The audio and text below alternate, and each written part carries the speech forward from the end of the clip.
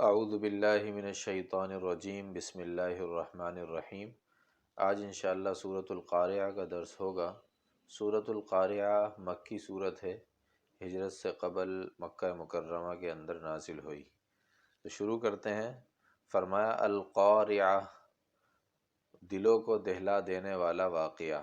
مل قارعہ، وہ دلوں کو دہلا دینے والا واقعہ کیا ہے؟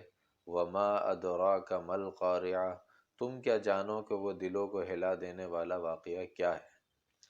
یوم یکون الناس کالفراش المبثوث، جس دن سارے لوگ پھیلے ہوئے پروانوں کی طرح ہوں گے۔ وتکون الجبال کالعہن المنفوش، اور پہاڑ دھنکی ہوئی رنگین اون کی طرح ہوں گے۔ فاما من ثقلت موازینہ، تو اب جس کے پلڑے وزنی ہوں گے، فہو فی عیشۃ راضیہ، تو وہ من پسند زندگی میں ہوگا۔ واما من خفت موازینہ، اور جس کے پلڑے ہلکے ہوں گے، فامہ ہاویہ، تو اس کا ٹھکانہ ایک گڑھا ہوگا۔ وما ادراک ما ہی، اور تم کیا جانو وہ گڑھا کیا ہے؟ نار حامیہ، ایک دہکتی ہوئی آگ ہے۔ فرمایا القارعہ، دلوں کو دہلا دینے والا واقعہ۔ القارعہ کا جو لفظی مطلب ہے وہ آتا ہے کھڑکھڑانے والا۔ سور پھونکنا قیامت کا دن یہاں پر مراد ہے۔ قیامت والے دن سور پھونکا جائے گا تو وہ اتنا سخت ہوگا، اتنی سخت آواز ہوگی، اتنی تیز ہوگی کہ کلیجے منہ کو آ جائیں گے، دل دہل کے رہ جائے گا۔ جیسے قوم سمود پر چیخ آئی تھی، کلیجے منہ کو آ گئے تھے، پہاڑوں کے اندر تراش کے اپنے گھر بنائے ہوئے تھے، پہاڑوں کے اندر رہتے تھے، لیکن وہ چیخ ایسے تھی پہاڑوں کے اندر گھسی اور ان کے کانوں کے اندر گھس کے ان کے کلیجوں کو منہ پہ لے کر آ گئی، دل دہلا کے رکھ دیے۔ اسی طرح یہاں پر بھی فرمایا القارعہ، دلوں کو دہلا دینے والی۔ مل قارعہ، وہ دلوں کو دہلا دینے والی کیا ہے؟ وما ادراک مل قارعہ، اور تم کیا جانو کہ وہ دلوں کو دہلا دینے والی چیز کیا ہے؟ یہاں پر ایک ہی چیز کو بار بار ذکر کیا، 3 بار ذکر کیا۔ القارعہ، دلوں کو دہلانے دینے والی۔ مل قارعہ، وما ادراک مل قارعہ، بار بار بار بار، یہ بار بار کا ذکر کرنا اس کی اہمیت اور عظمت کی وجہ سے ہے، اور اس وجہ سے بھی کہ یہاں پہ اللہ رب العزت بار بار اس بات کو کہہ رہے ہیں تو اس کا یہ ہونا بھی یقینی ہے، اس لیے فرمایا دلوں کو دہلا دینے۔ القارعہ، مل قارعہ، وما ادراک مل قارعہ، یہ قیامت کا منظر۔ پھر فرمایا یوم یکون الناس کالفراش المبثوث، جس دن سارے لوگ پھیلے ہوئے پروانوں کی طرح ہو جائیں گے۔ پھیلے ہوئے پروانے، پروانوں سے لوگوں کو تشبیہ دینے کی شاید وجہ یہ ہے کہ جس طرح پروانے بہت زیادہ ہوتے ہیں، بارش ہوتی ہے پروانے نکلتے ہیں، بہت زیادہ تعداد میں ہوتے ہیں، اسی طرح جب سور پھونکا جائے گا اور سب لوگ میدان حشر میں جمع ہو جائیں گے، میدان محشر میں جمع ہو جائیں گے، تو آدم علیہ السلام سے لے کے جتنی بھی نسل ہے، جو جتنے بھی انسان ہیں، سب قیامت تک لے کے جتنے بھی لوگ آئے ہیں، سب ایک ہی میدان کے اندر جمع ہوں گے۔ اس لیے فرمایا کیونکہ کثرت بہت ہوگی، اس کثرت کو تشبیہ دی ہے پروانوں سے۔ جس طرح پروانے بہت زیادہ ہوتے ہیں، اسی طرح پروانوں کی طرح انسان روز محشر میں نظر آئیں گے۔ ایک وجہ تو یہ، اور دوسری وجہ جس طرح پروانے کمزور ہوتے ہیں، اسی طرح قیامت کے دن روز محشر میں انسان بھی ایسے ہی کمزور ہوں گے، چاہے وہ طاقتور انسان ہو، دنیا کے اندر مال و دولت کے اعتبار سے زیادہ ہو، فقیر ہو، غریب ہو، اجمی ہو، عربی ہو، گورا ہو، کالا ہو، جیسا بھی ہو، مال دولت والا ہو، طاقت والا ہو، عہدے والا ہو، وزیر ہو، مشیر ہو، بادشاہ ہو، جو کوئی بھی ہو، سارے کے سارے اس دن کمزور ہوں گے، اس طرح جس طرح پروانے کمزور ہوتے ہیں۔ اسی لیے یہاں پہ پروانوں سے تشبیہ دی، یہ دوسری وجہ تھی۔ تیسری وجہ یہ ہو سکتی ہے کہ جس طرح پروانے بے چین اور بیتاب ہوتے ہیں، اسی طرح انسان بھی اس وقت بے چین ہوں گے، بیتاب ہوں گے، سمجھ میں ہی نہیں آ رہا ہوگا اب کیا کرنا ہے، کہاں جانا ہے۔ اور قرآن کے اندر آتا ہے وَنُفِخَ فِي الصُّورِ فَإِذَا هُم مِّنَ الْأَجْدَاثِ إِلَىٰ رَبِّهِمْ يَنسِلُونَ، جب سور پھونکا جائے گا تو سب اپنی قبروں سے اٹھیں گے اور اپنے رب کی طرف چلنا شروع کر دیں گے۔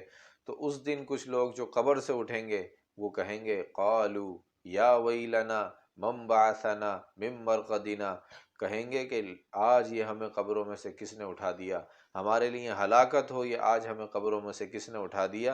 اور دوسرا گروہ وہ ہوگا جو ایمان والا، وہ یہ کہے گا ھذا ما وعد الرحمن وصدق المرسلون، بھائی یہی تو وہ دن تھا جس کا رحمان نے یعنی اللہ نے وعدہ کیا تھا اور رسولوں نے سچی خبریں دی تھیں، یہی تو دن ہے، آ گیا وہ دن، اب مزے ہی مزے۔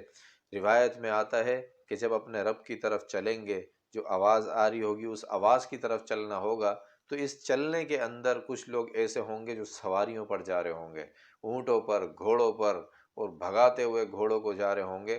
کچھ لوگ ایسے ہوں گے جو سواریوں پر جا رہے ہوں گے، اور کچھ لوگ ایسے ہوں گے جو پیدل چلتے ہوئے جا رہے ہوں گے، اور کچھ لوگ ایسے ہوں گے جو سر کے بل چلتے ہوئے جا رہے ہیں، سر نیچے ٹانگیں اوپر چلتے ہوئے جا رہے ہوں گے۔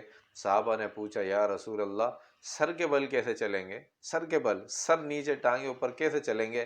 آپ نے فرمایا جس رب نے انہیں ٹانگوں کے بل چلایا وہی رب ان کو قیامت کے دن سر کے بل بھی چلائے گا۔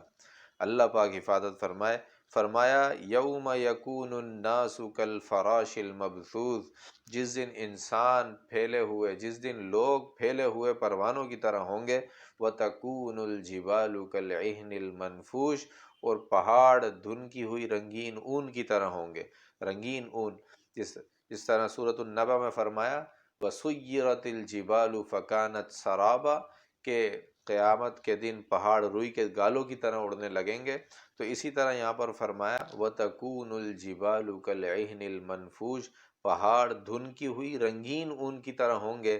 عہن رنگین اون کو کہا جاتا ہے، رنگین کہنے کی وجہ یہ ہے کہ قیامت کے دن پہاڑ تو روئی کے گالوں کی طرح اڑیں گے، رنگین کہنے کی وجہ یہ ہے کہ چونکہ پہاڑوں کا رنگ بھی مختلف ہوتا ہے، کچھ پہاڑ سفید ہوتے ہیں برف والے پہاڑ، کچھ پہاڑ کالے ہوتے ہیں، کچھ مٹیالے ہوتے ہیں، کچھ سبز رنگ کے ہوتے ہیں، پھر اس کے اندر کچھ گہرے، کچھ ہلکے رنگ کے۔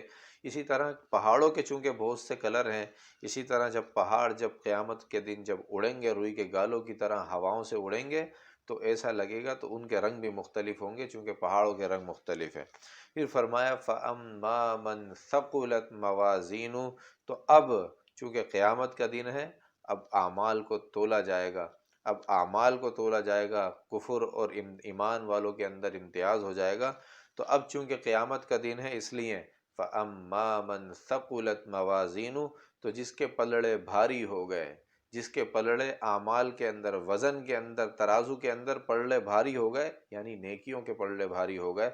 یہاں پر ایک بات یہ سمجھنے کی ہے کہ قرآن کی بہت سی آیات اور احادیث سے یہ بات پتہ چلتی ہے، ہمارے اعمال کو قیامت کے دن ایک شکل دی جائے گی، یعنی وہ مجسم ہو کے ہمارے سامنے آئیں گے، چاہے وہ برا عمل ہو یا نیک عمل ہو، وہ مجسم ہوگا۔ اور دوسری بات یہ کہ اس عمل کو گنا نہیں جائے گا بلکہ اس عمل کو تولا جائے گا، اور تولنے کے اندر وہ عمل جو جتنا زیادہ اخلاص کے ساتھ کیا ہو، اللہ کی رضا کے لیے کیا ہو، اور سنت سے زیادہ مطابقت رکھتا ہو، وہ عمل زیادہ بھاری ہوگا بنسبت اس عمل کے جو ریاکاری کے ساتھ کیا گیا ہو اور سنت کے ساتھ مطابقت نہ رکھتا ہو۔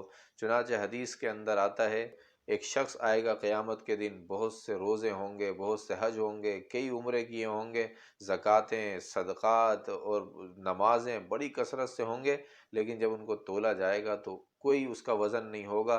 اور اس کے مقابلے میں ایک شخص وہ آئے گا، کئی سارے اس کے گناہ ہوں گے، اور اس سے پوچھا جائے گا کہ یہ جو گناہ تو دیکھ رہا ہے، کیا فرشتوں نے تیرے ساتھ ناانصافی تو نہیں کی؟ یعنی ایسا تو نہیں ہے کہ تیرے گناہ نہیں تھے اور فرشتوں نے زبردستی لکھ دی ہے؟ تو وہ کہے گا نہیں نہیں، میں نے یہ سارے گناہ کیے ہیں۔ پھر فرمایا رک جا، تیرا ایک نیک عمل بھی ہمارے پاس ہے۔ تو پھر ایک پرچی پہ لکھا ہوا ایک کلمہ لے کر آیا جائے گا، وہ ہوگا اشہد ان لا الہ الا اللہ وان محمد الرسول اللہ۔ یہ کلمہ لایا جائے گا اور اس کلمے کو دوسرے پلڑے میں رکھا جائے گا، تو یہ دوسرا پلڑا وزنی ہو جائے گا، بھاری ہو جائے گا۔ یہ حیران ہوگا کہ یا اللہ یہ اتنا وزنی کیسے ہو گیا، میرے اعمال گناہ اتنے زیادہ، یہ کلمہ اتنا ہلکا، اور یہ اس ترازو کے اندر یہ ایک ہی کلمے نے سب کو اٹھا دیا۔ تو فرمایا کہ اللہ کے رسول نے فرمایا پلڑے کے اندر کلمے سے زیادہ کوئی چیز بھاری نہیں ہے۔ اور حدیث کے اندر آتا ہے کہ سب سے پہلے جس چیز کو پلڑے کے اندر، ترازو کے اندر جس نیک عمل کو رکھ کے تولا جائے گا، وہ صدقہ ہوگا، وہ رقم ہوگی، وہ صدقہ ہوگا جو کہ اس نے اپنے اہل و عیال پر کیا، اپنے بال بچوں پر، اپنے بیوی پر، اپنے ماں باپ پر جو خرچ کیا، وہ رقم وہ صدقہ سب سے پہلے تولا جائے گا۔ اور ایک حدیث کے اندر آتا ہے جو شخص اپنے مسلمان بھائی کے جنازے کے ساتھ چلے تو اس کے نامہ اعمال میں 2 قرات لکھ دی جاتی ہیں، ایک قرات کا وزن احد پہاڑ کے برابر ہوگا۔ حدیث کے اندر آیا اللہ کے رسول نے ایک موٹے آدمی کو دیکھ کے فرمایا یہ اتنا موٹا آدمی ہے لیکن قیامت کے دن اس کا کوئی وزن نہیں ہوگا، اور آپ نے یہ آیت پڑھی فَلَا نُقِيمُ لَهُمْ يَوْمَ الْقِيَامَةِ وَزْنًا، کہ قیامت کے دن اس کا کوئی عمل نہیں ہوگا۔ حضرت عبداللہ ابن مسعود کی ٹانگوں کو دیکھ کے فرمایا بہت ہی کمزور اور پتلی سی ٹانگیں، فرمایا یہ ٹانگیں دیکھنے میں تو بڑی پتلی ہیں لیکن قیامت کے دن جب ان کو تولا جائے گا، نامہ اعمال میں رکھا جائے گا، ترازو میں رکھا جائے گا تو یہ احد پہاڑ سے زیادہ وزنی ایک ٹانگ ہوگی۔ اس لیے ان ساری احادیث سے یہ پتہ چلتا ہے کہ قیامت کے دن عمل کو تولا جائے گا، گنا نہیں جائے گا۔ اسی طرح حضرت ابو ہریرہ رضی اللہ عنہ سے مروی ہے حدیث، اور امام بخاری رحمۃ اللہ علیہ نے اپنی کتاب بخاری شریف کا جو اختتام کیا ہے وہ بھی اسی مضمون سے متعلق ہے۔ فرمایا کلمتان حبیبتان الی الرحمن خفیفتان علی اللسان ثقیلتان فی المیزان۔ فرمایا کلمتان، 2 کلمے ایسے ہیں، حبیبتان الی الرحمن، جو اللہ کو رحمان کو بڑے محبوب ہیں، خفیفتان علی اللسان، جو زبان پر بہت ہلکے ہیں، ثقیلتان فی المیزان، اور ترازو کے اندر بہت بھاری ہیں۔ کیا کون سے کلمے ہیں؟ سبحان اللہ و بحمدہ سبحان اللہ العظیم۔ اس سے بھی یہ بات پتہ لگتی ہے کہ اعمال کا وزن کیا جائے گا، اور وہ وزن جو اخلاص سے بھرپور ہو، سنت سے زیادہ مطابقت ہو، اس کا وزن زیادہ ہوگا۔ اسی آیت کے ذیل میں علماء نے لکھا کہ اس آیت سے پتہ لگتا ہے کہ جو وزن ہوگا یہ 2 مرتبہ ہوگا، ترازو جو رکھے جائیں گے یہ 2 مرتبہ ہوگا۔ ایک مرتبہ تو بالکل اول میں ہی روز محشر کے اندر ترازو رکھا جائے گا، اور اس کے اندر اس کو جو وزن کیا جائے گا وہ کفر اور ایمان کا وزن کیا جائے گا۔ تو چنانچہ وہ پہلی مرتبہ میں کافر سارے الگ ہو جائیں گے اور ایمان والے الگ ہو جائیں گے، اور دوسری مرتبہ جو وزن ہوگا وہ اعمال صالحہ اور اعمال سیئہ کا وزن ہوگا۔